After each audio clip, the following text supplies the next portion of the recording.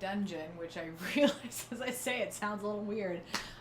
We are in my basement right now, and this is the I'm doing a lot of. We're having like a hoedown, lots of knee slapping happening here. What am I talking about? We're in my basement, and this is where I do a lot of my piano work. And I just happened to be in the basement from doing some piano work, so I figured, why not switch up our location every once in a while? Even though the lighting is not great, I'm thinking that I would really need, if I wanted to make this a nice space, I'd probably need maybe another pillow, different, like two light. Anyway, I'm getting too technical. The point of today's video, I wanted to discuss my my complicated relationship with email. And this might not be a conversation that's relevant to everyone, but who knows? So I always like to share these kinds of things that I'm thinking about in the moment, personal type details, and also talk a little bit about my business too, which probably most of you guys know about. I feel like that's how most of you guys know I exist, because I have a YouTube channel called Piano TV, which has over 100,000 subscribers, and I teach people piano for a living pretty much. I only do it in a different way.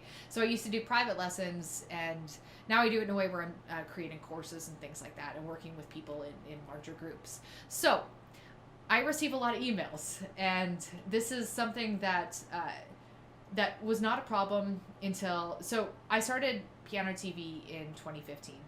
And prior to 2015, I didn't have a complicated relationship with email because I didn't spend a lot of time on email. That's never been my primary mode of communication. Now, I remember in my early 20s, back in the golden age of email, before you were getting all kinds of promotional ads and things like constantly in the inbox, where people were expecting you to be in the inbox all the time. Me and my friends would set these long, epic narratives to each other. It's really fun, actually, because I have all of them still. I've had the same email account for a while. And sifting through these like long, sprawling, like 1,000+ word emails is great. It reminds me of, having pen pals and receiving actual letters in the mail.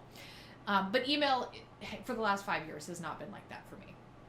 Especially in the last couple years, I have a heavy volume of emails, such that if I don't, and I'm the only person who does emails. So I don't have people who work for me at the moment. I don't have people who answer emails for me. I do everything in the business myself except for the video editing. So this is something that I struggle with. And the struggle goes as follows. I get busy and don't answer emails for a few days. My inbox gets insanely full, and I panic, and then I continue to avoid email.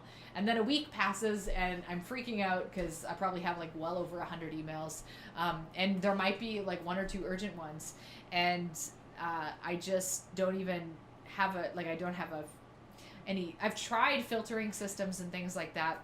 But basically, the thing with email for me is that I tend to avoid it. So I've experimented with a bunch of different things over the years, and one of those things is checking emails only once a week, which kind of worked. I held to this for a while. I told people, okay, I'm not going to be available on a daily basis, so but I will check my emails once a week. But what this ended up doing is creating a problem where I had like hundreds of emails to sift through every week, which is fine some weeks, but then there are other weeks where it seems like such a low priority compared to other things in life that happen to come up. Maybe there's like a big important work project or a family situation that's come up or something like that. So if I skipped a week or I postponed it, the problem just got so magnified. So I thought, okay, well, let's do the opposite. Let's do 10 or 15 minutes of email a day. It's like the absolute, if I wanted to stay on top of my email in a way that I was proud of, like responding to the people who send me really beautiful emails and so on, I'm looking at half an hour a day at a minimum. So if I were to, and I've experimented with that, but again, once I miss a couple days, like 2-3 days, all of a sudden it just piles up, and the problem becomes magnified. So here's why it's a complicated relationship, though, is a lot of the emails I receive through Piano TV are amazing. I love reading them. I get people from all walks of life, from all over the world, who take the time out of their day to write me something like heartfelt. There's an interesting bond that you create from, like, I follow a lot of YouTube channels. There are YouTube personalities and people that I've followed for years who I feel like I know, like they're like a friend of mine. There's me and my daughter do Instagram babies every night. There's like these two families, and we follow their Instagram feeds, and I've followed their family's journey for years, and it feels like it's just such a pleasure to see their babies grow into toddlers and into little children and things like that. So the idea that you can form a connection with someone from a distance is I've had that experience on the viewer side of it, and I understand how that feels. So when someone takes the time to send me a beautiful message about, and they are like almost always beautiful messages about their backstory, their struggles with learning piano, the things that inspire them. I've received all kinds of emails. They're always unique to the person. It's not like so I have this really long email, and it's amazing. Someone really like put their heart into it, and all of a sudden I'm laden with guilt because I have a choice, and my choice is to write them an email back with the same amount of heart. And I've done that before, and I love doing that. It feels great because it's so rare to receive a heartfelt email from someone, like especially someone random on the internet. I feel like that would mean a lot to me. Like if I wrote to one of these people that I've been following for years, and I say like, I told them my story, and they say, hey, I really appreciate the impact you've had on my life or something. I wouldn't expect them to reply, but if they did, if they took the time to write something heartfelt, that would really matter. So I think about this, but the energy, emotionally and time-wise, that it takes to write those kinds of emails, it's like if I wrote like a short sentence, it feels like I failed that person somehow. If I say, thank you so much for sharing, I really appreciate it, after they've spent all of this time telling me, like going quite personal, it seems really inadequate. Someone's giving you so much, and then I give so little in return. So what I end up doing a lot of the time, and I hate that I do this, is I don't answer the email at all, because I feel like I need a lot of time to write a thoughtful response and not write like a little minute response to equal what the other person has given to me. But the thing is this is and it's way worse that I don't end up replying at all. So I've been thinking about email as it pertains to my mission in life, my work, my priorities. And the thing that I was realizing is I think email is super important. I'm placing this huge importance on it. Like I cannot respond to this person unless I spend like half an hour like really just making sure I'm writing the right words and enough of them to actually matter. But the thing is like of all the things that I do, if I stopped replying to emails, pretty much no one would care, honestly. Like if I set up autoresponders, if I told guys like, hey, look, like I'm really sorry, I'm busy with my family life and all things like this. So there are other ways to connect with me, like webinars and things like that. But I'm not available via email. If you want to send me something to my P.O. box, you're welcome to, that kind of thing. There might be a few people who are put off by that, and I understand.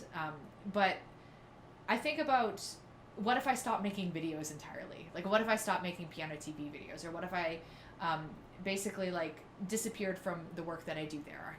Not doing anything live anymore, etc. I feel like people would care about that a lot more. And it's not what other people care about. That's not the primary thing.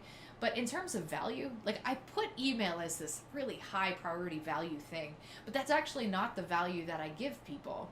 The value that I give people is like in creating my courses and creating my piano TV content, like the videos and things like that, as opposed to the individual emails I'm writing.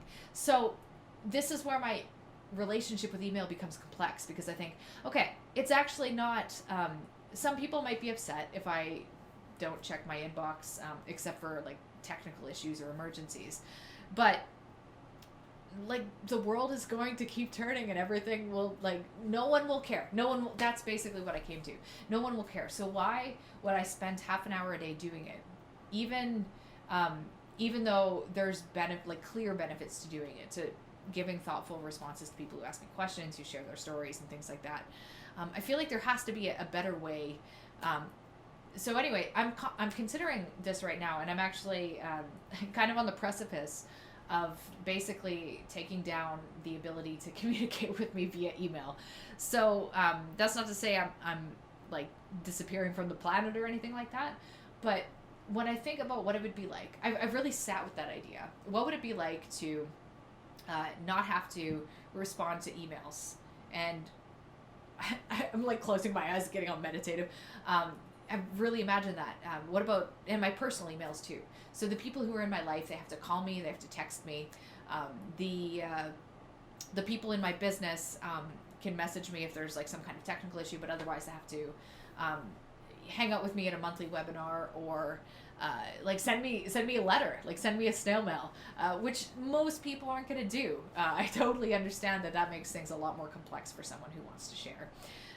But I think about that, and I feel so free when I think about that, because email is not just a time burden, it's a mental burden. It's always hanging over my head. The people that I haven't responded to, the things that are outstanding, the people who are waiting for me, the people who are and no one is like just demanding my time, because you guys are really wonderful people, and it's not like that at all. The thing is that it doesn't scale, and I've sort of hit the point with Piano TV where there's only one me, and I don't want to hire like a virtual assistant to respond as me, or even sift through my own mail. I would rather just like change the model entirely. So that's what I'm thinking about right now, and that is my complicated relationship with email. So I know that emails, like especially in the last 10 years in business, has become like one of the primary.